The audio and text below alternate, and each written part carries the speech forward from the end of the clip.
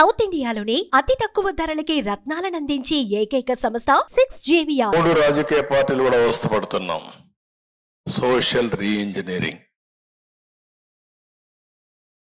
ఎందుకంటే ప్రతి ఒక్కరికి ఒక యాస్పిరేషన్ ఉంది, వ్యక్తులకు యాస్పిరేషన్ ఉంది, కొన్ని వర్గాలకు కులాలకు యాస్పిరేషన్ ఉంది.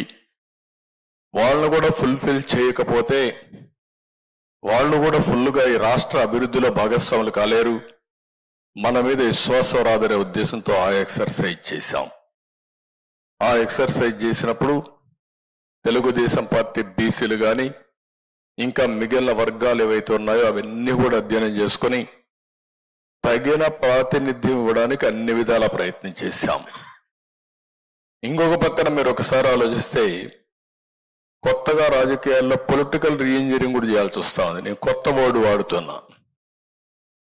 పొలిటికల్ రీఇంజనీరింగ్ వచ్చినప్పుడు సమర్థవంతమైన వ్యక్తుల్ని ఎక్కడికక్కడ ఎంపిక చేయకపోతే, ప్రజల ఆమోదం లేకుండా ఉంటే, ఒక్కొక్కసారి ఒక 5-10 సీట్లు కానీ వీక్ క్యాండిడేట్లు ఉన్నారు అనే పరిస్థితి వస్తాయి.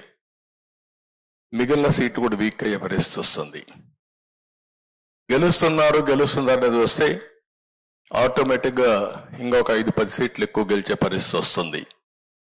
అందుకని ఈరోజు రాజకీయ పార్టీల్లో కూడా మేము ఆలోచించింది, మంచి వ్యక్తులు ఉన్నప్పుడు, సేవాభావంతో ముందుకు వచ్చినప్పుడు వాళ్ళని ఐడెంటిఫై చేయాలనే ఎక్సర్సైజ్ కూడా చేశాం. ఈరోజు ఒక్క విషయం మనం గుర్తుపెట్టుకోవాల్సిన అవసరం ఉంది రాజకీయాల్లో. నేను 75 నుంచి చూశాను, 83, 85, 89 మేమైతే అన్ని విధాల ప్రయత్నం చేసి ఈ యొక్క సోషల్ రీఇంజనీరింగ్ కోసం ఎతికి ఎక్కడ సమర్థులున్నారో వాళ్ళని వెలికి తీసుకొచ్చి సీట్లు ఇచ్చి గెలిపించుకున్న సందర్భాలు. అక్కడి నుంచి ఈరోజు మీరు ఒకసారి చూస్తే విభిన్న వర్గాల్లో ఒక ప్రత్యేకమైనటువంటి ఆలోచన ధోరణి వచ్చింది. ఆ ఆలోచన ధోరణి రాజకీయాల ద్వారా ప్రజలకు సేవ చేయాలి అనే ఆలోచన. ఓసారి జీవితంలో డబ్బులు సంపాదిస్తారు, వాళ్ళు అనుకున్న ప్రొఫెషన్లో బ్రహ్మాండంగా రాణిస్తారు. కడాన సమాజానికి సేవ చేయాలి, సమాజంలో కూడా గుర్తింపు తెచ్చుకోవాలన్న ఆలోచన ప్రగాఢంగా వస్తూ ఉంది.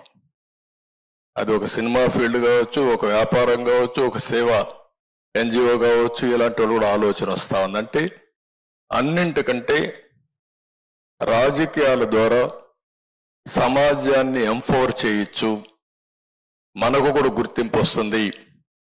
డబ్బుల సంపాదనే కాదు, సమాజానికి ఉపయోగపడాలన్న ఆలోచన రావడం, దీనికి సమర్థవంతమైన నాయకత్వం వచ్చే పరిస్థితి వస్తున్నారు. ఇంకా రాజకీయాలు కానీ మనం ప్రక్షాళన చేయగలిగితే సమర్థవంతమైన వ్యక్తులంతా కూడా రాజకీయాల్లోకి వచ్చి ఇంకా ఈ దేశానికి ఉపయోగపడే పరిస్థితి వస్తుంది. అందుకని ఎప్పుడైనా మనం గుర్తుపెట్టుకోవాలి, సమాజాన్ని మార్చే శక్తి పబ్లిక్ పాలసీస్కి ఉంటుంది. పబ్లిక్ పాలసీస్ ఇచ్చిన తర్వాత ఆ పబ్లిక్ పాలసీని అనుసరించి ప్రైవేట్ వ్యక్తులు కానీ, బిజినెస్ కానీ, వ్యాపారాలు కానీ చేసుకుంటూ ముందుకు పోతారు. వాళ్ళ క్యారియర్ని ఎంపిక చేసుకుంటారు. దీంతో జనరేషన్స్ బాగుపడే పరిస్థితి వస్తుంది. అందుకని మన దేశంలో మీరు చూస్తే ఈరోజు ప్రపంచం మొత్తం గుర్తింపు వచ్చే పరిస్థితి వచ్చింది. గడిచిన 25 సంవత్సరాల్లో తెలుగు వాళ్ళు ప్రపంచం అంతా కూడా రాణించే పరిస్థితికి వచ్చారు, బ్రహ్మాండంగా ముందుకు పోయే పరిస్థితికి వచ్చారు. కానీ ఈ రాష్ట్రంలో చాలా ఇబ్బందులు వచ్చే పరిస్థితికి వచ్చాం. ఎందుకు ఈ యొక్క విషయాలు మీకు చెప్తున్నానంటే, ఈసారి నేను కానీ మిత్రులు కానీ ఎక్కడా రాజీ పడడం లేదు. 3 రాజకీయ పార్టీలు కూడా ఒకే ఆలోచన చేశాం. సమర్థవంతమైన వ్యక్తులను పెట్టి వినబిలిటీ క్రైటీరియా పెట్టుకొని ముందుకు పోతున్నాం. నేనైతే 40 ఏళ్ళు నేను చూశాను రాజకీయాలు ఎంపిక చేసినప్పుడు. మేము ఫస్ట్ టైం 85లోని సర్వేలు చేసి, సర్వేల ఆధారంగా ఎవరైతే గెలుస్తారో అవి కూడా చూసుకొని డిబేట్ చేసి ఆ రోజు మన నాయకుడు ఎన్టీ రామారావు గారి దగ్గర కూర్చొని రాత్రి మగుళ్ళు ఎంపిక చేసేవాళ్ళం. ఈరోజు మీరు చూస్తే నేను 4-5 సర్వేలు తెప్పించాను. మళ్ళీ నా వాయిస్తోనే IVRS అడిగాను. ఇవన్నీ కంపేర్ చేసుకున్నాం. ఇవన్నీ కంపేర్ చేసుకున్న తర్వాత మనకంటే మెరుగైన అభ్యర్థులు ఉన్నారా లేదంటే అది వేరే విషయం, కానీ రాజకీయాల్లో మనం కనపడ్డాం కాబట్టి మన మీదనే కంపారిజన్ వస్తుంది. ఇంకా కొంతమంది సమర్థులు వచ్చుంటే వాళ్ళు మనకంటే బెటర్గా పనిచేస్తే వాళ్ళ పేర్లు వచ్చేటేమో. కానీ ఇక్కడ ఉండే వాళ్ళందరినీ మీరు చూసినప్పుడు మన పార్టీలో ఉండే ప్రతి ఒక్కరిని నేను IVRS ద్వారా అడిగాను. నాకు రాకపోతే 1కి 3 సార్లు అడిగాను, 4 సార్లు అడిగాను. రిపీట్గా సమాచారం తెప్పించుకున్నాం. ఈరోజు ఎంపిక చేసిన విధానం మీరు చూస్తే రాగద్వేషాలకు అతీతంగా, రికమెండేషన్లకు అతీతంగా ఏకైక లక్ష్యం వినబిలిటీ.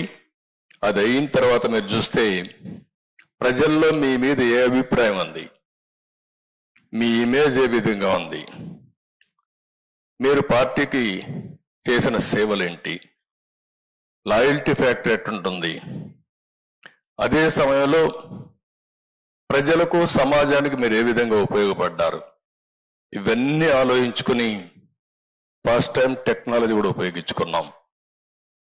చాలాసార్లు నేను టెక్నాలజీలో మాట్లాడేవాళ్ళం, కానీ ఈసారి మాత్రం వీలైనంత వరకు మీరు చెప్పిన పర్సెప్షన్స్ విన్నాను. మళ్ళీ ఫీల్డ్లో ఉండే రియాలిటీస్ కంపేర్ చేసుకున్నాను. అబ్జర్వర్స్ను కూడా మనం జోన్కి ఒకరిని పెట్టుకొని 10 మందిని ఫీల్డ్లో పెట్టాం. వాళ్ళు మీతో మాట్లాడారు. అన్ని విషయాలు తీసుకున్న తర్వాత నేను ఈరోజు ప్రాపర్ సెలెక్షన్ చేశామని చెప్పి కూడా నేను మీకు తెలియజేస్తున్నా. సుమన్ టీవీలో మీ పర్సనల్ అండ్ బిజినెస్ ప్రమోషన్స్ కోసం కింది నెంబర్కి కాంటాక్ట్ చేయండి.